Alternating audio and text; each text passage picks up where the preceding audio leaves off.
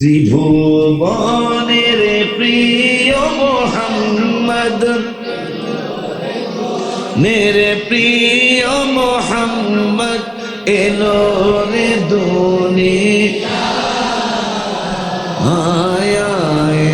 সাগর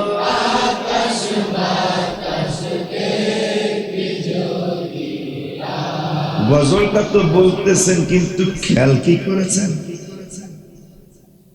আমরা হইলাম শ্রেষ্ঠ জাতি। কবি নজরুল নবী দেখার জন্য আমাদেরকে ডাকেন নাই। গজল তো বলতেছে বাচ্চারা, কি অর্থ খেয়াল করেছে? গত 1900 শতাব্দীর গজল এটা। কবি নজরুল বলল, আকাশ নবীকে দেখে যাও। কেন? তুমি তো আকাশের শ্রেষ্ঠ। মুসলমান, তুমি তো সূর্যের থেকে শ্রেষ্ঠ। হ্যাঁ, তুমি তো চন্দ্রের থেকেও শ্রেষ্ঠ। তুমি তো আল্লাহর সৃষ্টি জীবের মধ্যে শ্রেষ্ঠ জাতি। কবি নজরুল তোমাকে ডাকেন নাই। মনে হয় কবি নজরুল খেয়াল করেছিলেন মুনাফিকের সংখ্যা অনেক বেড়ে গেছে। গত শতাব্দীতে মুনাফিকটা বেশি শুরু হয়েছে। 1900 শতাব্দীতে, 1900 শতাব্দীর প্রথম দিক দিয়ে মুনাফিকের সংখ্যা বেশি বেড়ে গিয়েছিল। আব্দুল ওয়াহাব নজদি, এই বেয়াদব, গত শতাব্দীতে তার জন্ম হয়েছিল। এই বেয়াদব বাদশার পরিবারে গত শতাব্দীতেই শাদী করে ক্ষমতা অর্জন করে সুন্নি হাজারো হাজারো পীর মাশায়েখ আলেম ওলামা সৌদি আরব থেকে বিদায় করে দিয়েছিলেন। এরপর আল্লাহর ওলিরা উদাহরণ রেখে গেলেন। কি উদাহরণ রেখেছেন জানেন?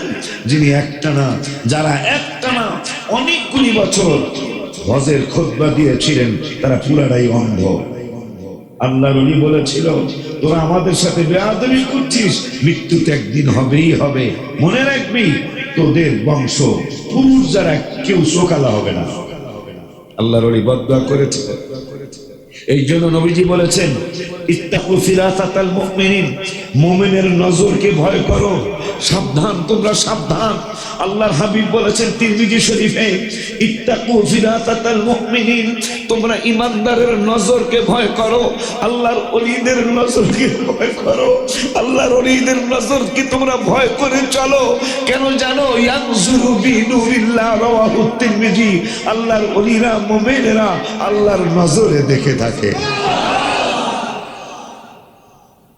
হায় হায় হায় হায়।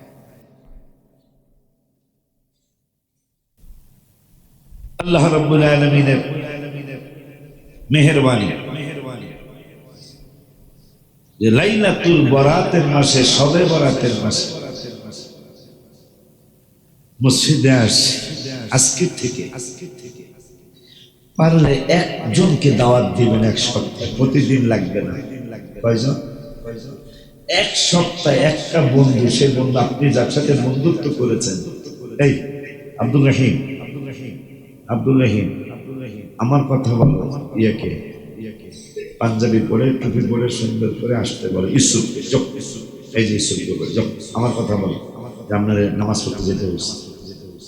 তো আমাদের কোথায় আমরা ছিলাম, আজকে কোথায় আমরা নেমে আসি?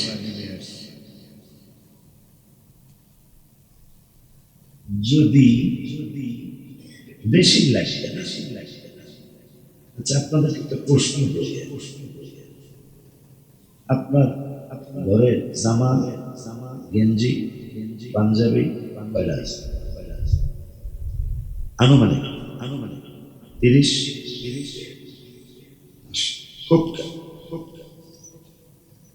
তোমার ঘরে পাঞ্জাবি, গেঞ্জি, শার্ট কয়টা আছে?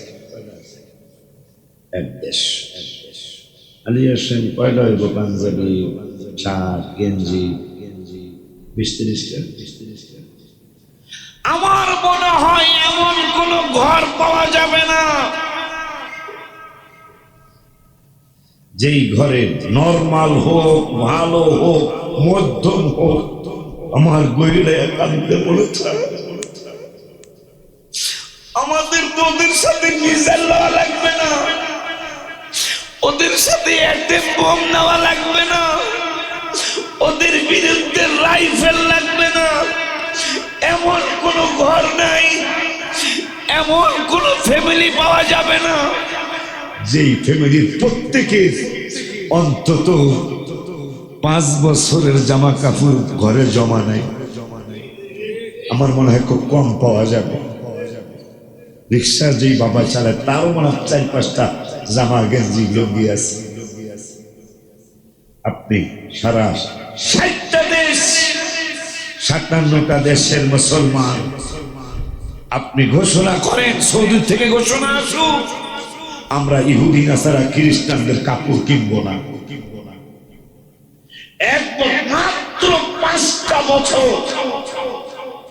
5 বছরের কাপড় আমাদের সবার ঘরে আছে। ওরা আমাদের পায়ে পড়বে, ওরা আমাদের পায়ে পড়ে যাবে, তোমাদের সাথে যুদ্ধ নাই। কারণ মুসলমান সবচেয়ে আরাম প্রিয় সুখী মানুষ, আমাদের মতো তারা জামা কাপড় কিনে না। কথা বলেন না কেন? তাদের যান, তাদের ঘরে যা পাবেন 2 থেকে 3টা শার্ট গেঞ্জি পাবেন। আমাদের ঘরে ওই যে আমার এক বাপে আমার 1-150 পাবে, 1-150 পাঞ্জাবি গেঞ্জি লুঙ্গি বা শার্ট করতে কয় বছর? 20 বছর তো শেষ হইব না। মুসলমান মাত্র 2টা বছর, 5 বছরও লাগবে না, আমি 5 বছর বেশি বলেছি। 2টা বছর যে তোদের কাপড় কিনবো না, তোদের কাছে তেল বেচবো না, আর তোদের কাপড় কিনবো না, তারা আমাদের পায়ে পড়বে। কারণ আমাদের মতো কাপড় চোপড় অন্য কোন জাতি কিনে না। আমাদের যুদ্ধ লাগে লাগে লাগে। আব্বাজানরে আমার কথাগুলো দুঃখ নিয়ে বলছি। 90% জন মুসলমান নামাজ পড়ে না, 90 এর কম হবে না। সাপ্তাহিক কেউ আছে, সাপ্তাহিক মুসল্লি আজকে, কেউ আছে বাৎসরিক মুসল্লি, ঈদের 2 ঈদে শুধু আসে। এদের জামা কাপড়ের হ্যাডামটা বেশি। কথা বলে না?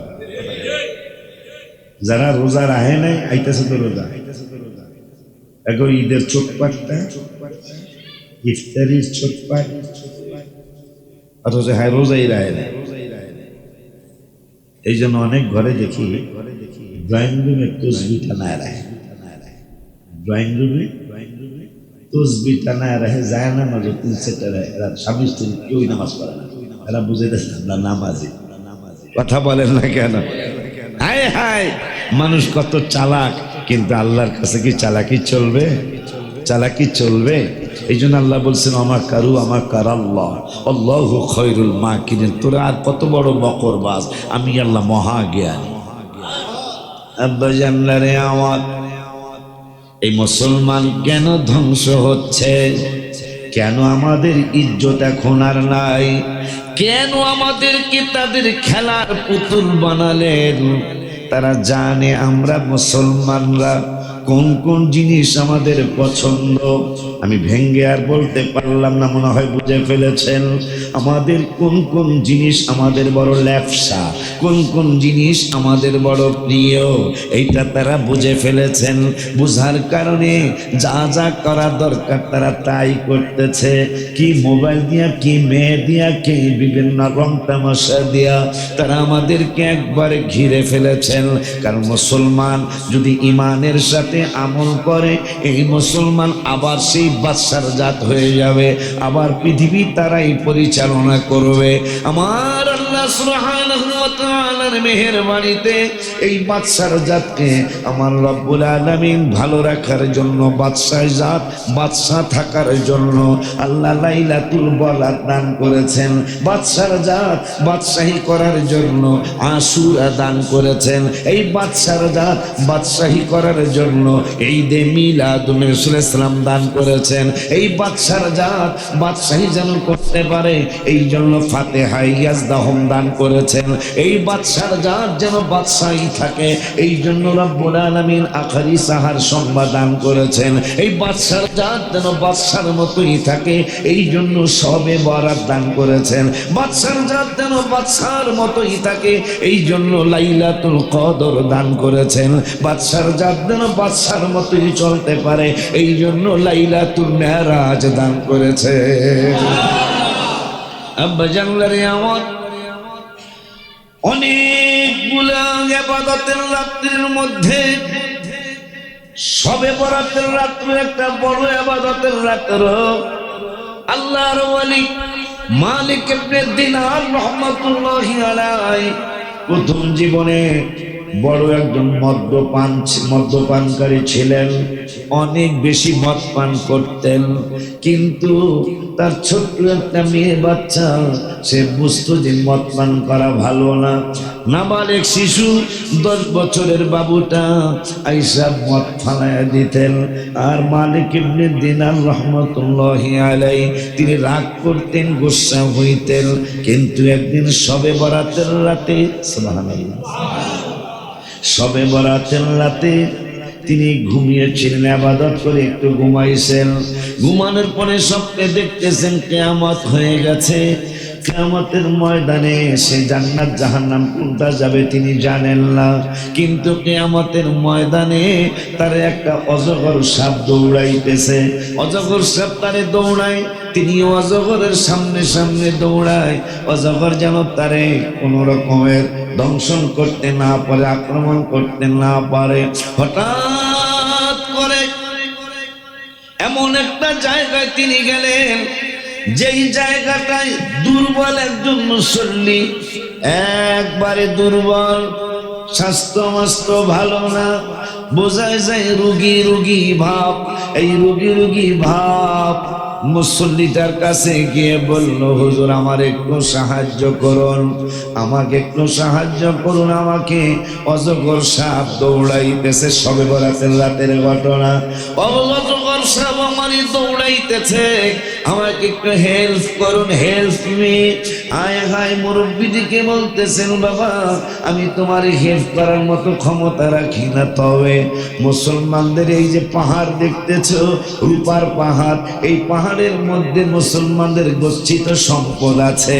এই জায়গায় তুমি যাও, তোমার যদি কোনো সম্পদ থাকে তাইলে তোমার এই সম্পদ তোমাকে সাহায্য করবে। সুবহানাল্লাহ। মালিক ইবনে দিনার রাহমাতুল্লাহি আলাইহি তিনি পাহাড়ে গেলেন।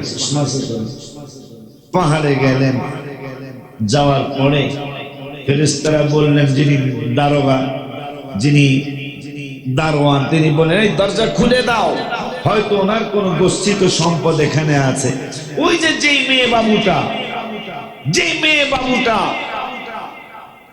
তার মদ ফালাইয়া দিত, এই মেয়ে বাবুটা কিছুদিন পরে মারা গেছিলেন। এই মেয়ে বাবুটা বাবার হাত ধরে ফেললেন। বাবার হাত ধরে এখন অজগরের সামনে যায়।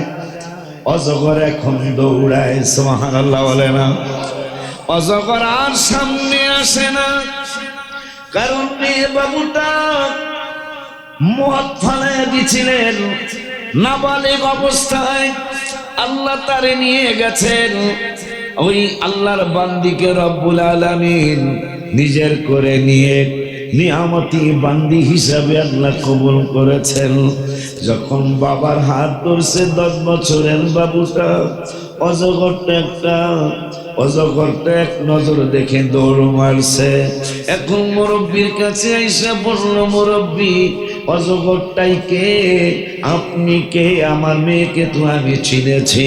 মুরব্বি ডেকে বলল, বাবা আমি হইলাম তোমার আমল, আর অজগরটা হলো তোমার বদ আমল। তুমি যে গুনাহ করেছিলা ওইটা হইল অজগর, আর আমার যাই সামান্য কিছু করতে তোমার ওই নেক আমল। কিন্তু আমি অনেক দুর্বল হওয়ার কারণে আমি তোমাকে হেল্প করতে পারতেছি না, আমি তো তোমাকে সাহায্য করতে পারতেছি না, এই জন্য তোমার গচ্ছিত সম্পদের কাছে পাঠাইলাম। তাহলে ছোট্ট ছোট্ট ছেলে মেয়েরা আমাদেরকে কিয়ামতের ময়দানে হেল্প করবে। সুবহানাল্লাহ কয় না? সেই হেল্প করার রাত্র, হেল্প করার মতো অর্জন করার জন্যই এই লাইলাতুল বরাত আল্লাহ দান করছেন, লাইলাতুল কদর দান করছেন। নিয়ামত পাওয়ার জন্যই আল্লাহ সুবহানাহু ওয়া তাআলা এই বিশেষ বিশেষ রাত্রগুলি আমাদের জন্য দান করেছেন। আমি এত বেশি আশ্চর্য হয়েছি, যারা লাইলাতুল বরাতে এই মাসে একটা রোজা রাখবে তারা ইউসুফ আলাইহিস সালামের সাথে জান্নাতে থাকবে। আস্তে কইলে সুবহানাল্লাহ।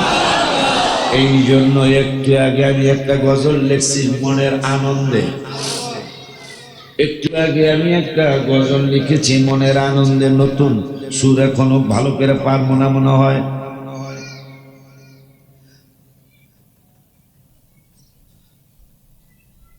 চোদ্দই শ্রাবণ রাত্র একটি মোবারকময় রাত, চোদ্দই শ্রাবণ রাত্র একটি মোবারকময় রাত। কোরআন হাদিসে বলে এটা লাইলাতুল বরাত, কোরআন হাদিসে বলে এটা লাইলাতুল, বলে সবে বরাত কবুল হয় গো মোনাজাত, বলে সবে কবুল হয় গো। দরকার আছে না? লাইট দাও, লাইট দাও, সারা বিশ্বের মানুষের দাওয়াত দাও, এটা দোয়া কবুলের রাত। যারা মুনাফিকি করতেছে 100% আমি সরকারকে অনুরোধ করব আপনারা তাদের খোঁজ নেন, তারা ইহুদিদের এজেন্ট, কোনো সন্দেহ নাই তারা ইহুদিদের এজেন্ট। নাইলে এত খারাপ কাজ সমাজ আছে সেদিকে কোনো কথা কয় না, শুধু ইবাদতের বিরুদ্ধে কেন কথা কয়? ঠিক বলছে কিনা জানি না। তাহলে 14ই শ্রাবণ রাত্র একটি মোবারকময় রাত, হায় হায় 14ই শ্রাবণ রাত্র একটি মোবারক। কোরআন হাদিসে বলে এটা লাইলাতুল বরাত, হায় হায় কোরআন হাদিসে বলে এটা, আর বলে সবে বরাত কবুল হয় গো মোনাজাত, বলে সবে বরাত কবুল। এই একটি রোজা পারো যদি কেহ রাখিতে, ইউসুফ নবীর সাথে, ইউসুফ নবীর সাথে থাকবা জান্নাতে। মারহাবা কয় না? আমিন কয় না? কবে না? জোরে বলো আমিন। আল্লাহু আকবার।